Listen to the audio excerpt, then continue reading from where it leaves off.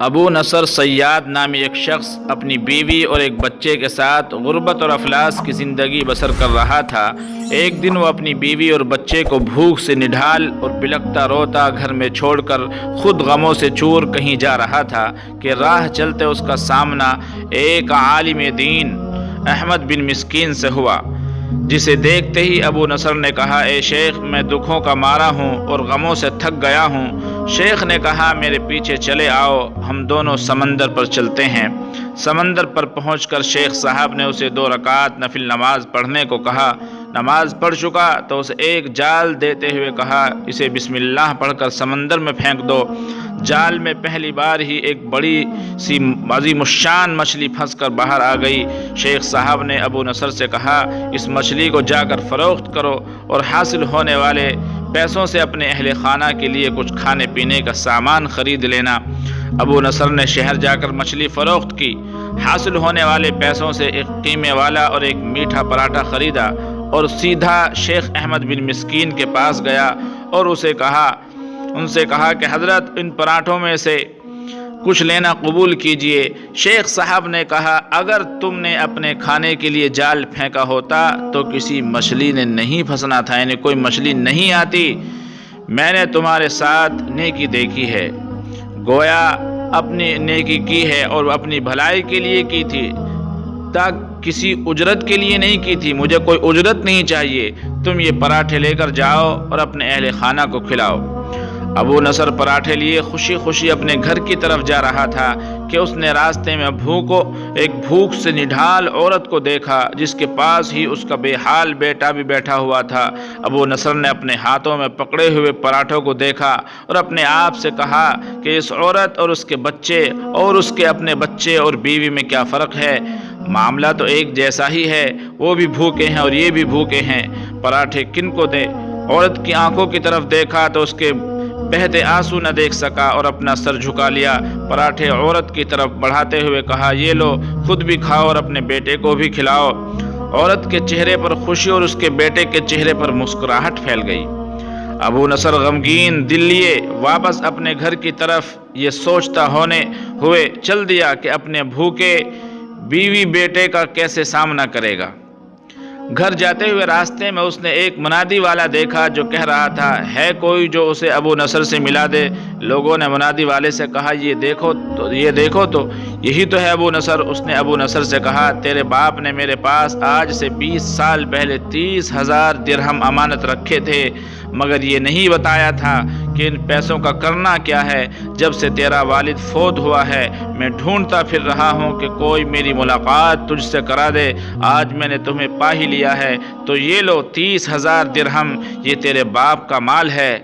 ابو نصر کہتا ہے، میں بیٹھے بٹھائے امیر ہو گیا، میرے کئی گھر بنے اور میری تجارت پھیلتی چلی گئی۔ میں نے کبھی بھی اللہ کے نام پر دینے میں کنجوسی نہ کی، ایک ہی بار میں شکرانے کے طور پر 1000 درہم صدقے دے دیا کرتا تھا۔ مجھے اپنے آپ پر رشک آتا تھا کہ کیسے فراخ دلی سے صدقہ خیرات کرنے والا بن گیا ہوں۔ ایک بار میں نے خواب دیکھا کہ حساب کتاب کا دن آن پہنچا ہے اور میدان میں ترازو نصب کر دیا گیا ہے۔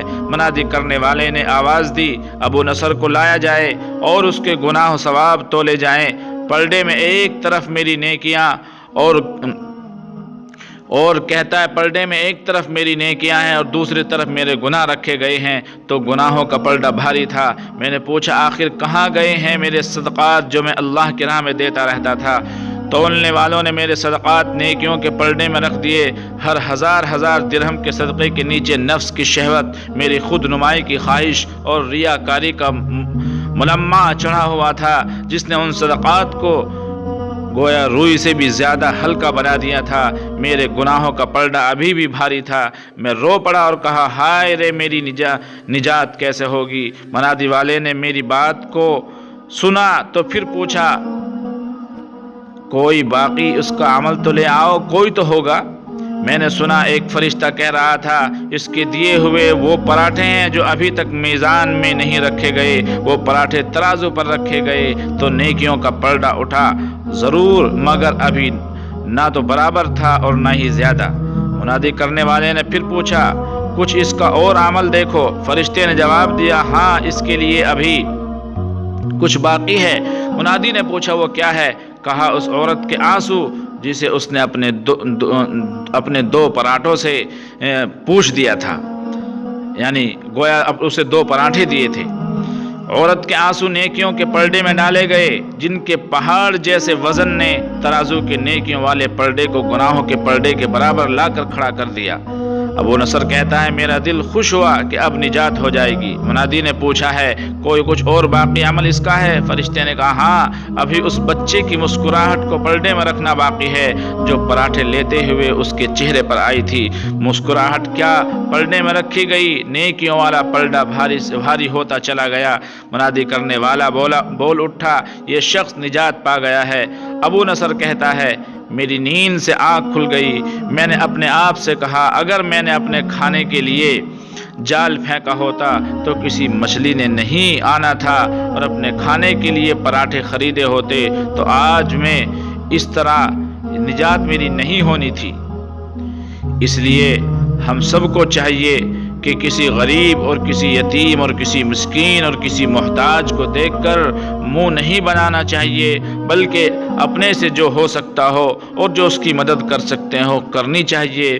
نہ جانے اللہ رب العزت کے یہاں نجات کے لیے یہی اس کی جو آنسو پوچھنا ہے اور اس کے آڑے وقت میں کام آنا ہے اور اس کی پریشانیوں کو ختم کرنا ہے، اور اس کے بچوں پر کسی غریب کے محتاج کے بچوں کے ہونٹوں پر مسکراہٹ ہمارے کسی سامان کے دینے سے یا ہمارے پیسے دینے سے یا ہمارے ان کے سر پر ہاتھ رکھنے سے آ جائے تو یہی نجات کا واحد ذریعہ ہوگا۔